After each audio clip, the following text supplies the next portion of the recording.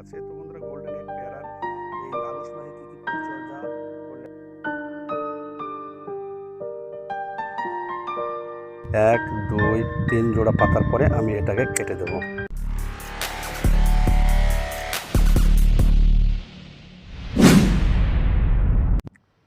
Gardening বিষয়ক channel gardening Sentu চ্যানেলে আপনাদের আরও একবার ওয়েলকাম। তো বন্ধুরা, আজ চলে এসেছি আমার গোল্ডেন হেড পেয়ারা বাগানে। আর এটা চলছে আগস্ট মাস। আর এই আগস্ট মাসে বেশ কিছু গুরুত্বপূর্ণ পরিচর্যা করতে পারলে আপনার গাছে আগামীতে প্রচুর পরিমাণে ফলন আসবে। তো কী কী পরিচর্যা করব তাই নিয়ে সম্পূর্ণ এই ভিডিওটি। তো ভিডিওটি শেষ পর্যন্ত দেখবেন। ভালো লাগলে অবশ্যই একটি লাইক, শেয়ার ও কমেন্ট করবেন। আর যে সমস্ত বন্ধুরা আমার চ্যানেলে আজ নতুন, তারা চ্যানেলটি সাবস্ক্রাইব করে সঙ্গে থাকবেন।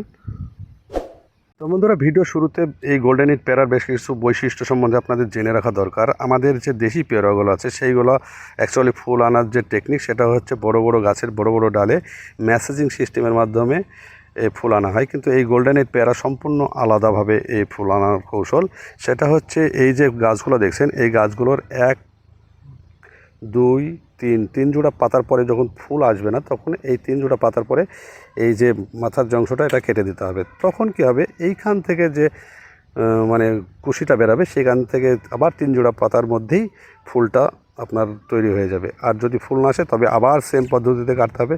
যেমন দেখুন, এইখানে এই যে গাছটিতে 1 জোড়া, 2 জোড়া, 3 জোড়া পাতার পরে ফুল চলে এসেছে। এবং এই ফুল চলে আসলে কী করবেন, যে বোটাটাতে ফুল এসেছে তার পরের যে বোটারটি, সেটা রেখে এই গাছটির ডগাটা কেটে দিতে হবে। তাহলে এখানে পরিপূর্ণ পুষ্টি দিতে পারবে এবং ফলটা ভালোভাবে হবে।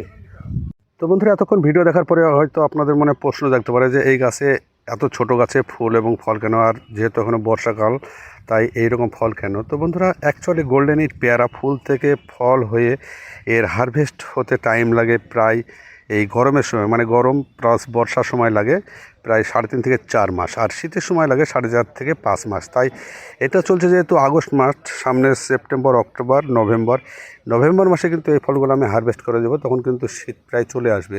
আর এই ফলগুলো আস্তে আস্তে ডিসেম্বর চলে আসবে। তো বন্ধুরা, তাই আমি পেয়ারা অলরেডি রেখে দিয়েছি। এই পেয়ারাগুলো আর কিছুদিন পর ব্যাগিং করব, তার ভিডিও তো অবশ্যই আপনাদের সামনে তুলে ধরার চেষ্টা করব।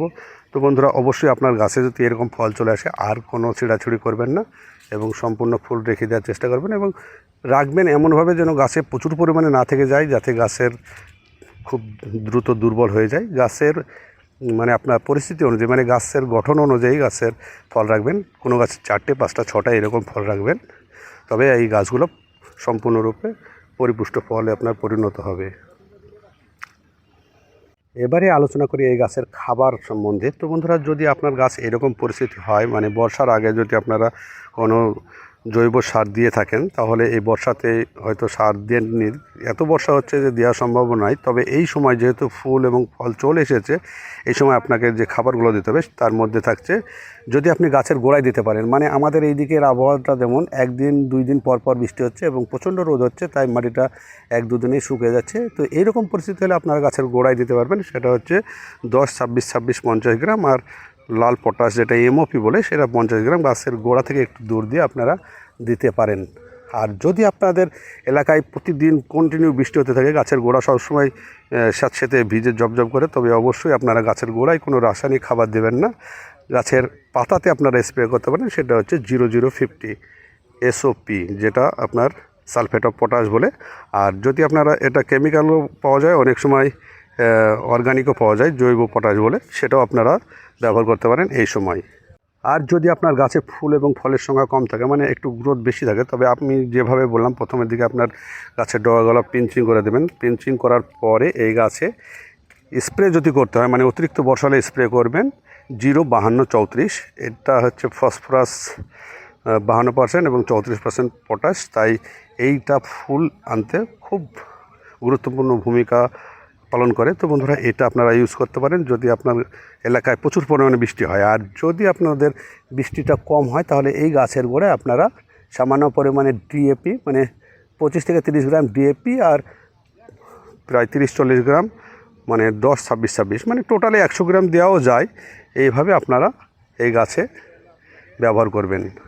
আর যদি অতিরিক্ত বর্ষা হয়, তাহলে 05234 আপনারা গাছে স্প্রে করবেন।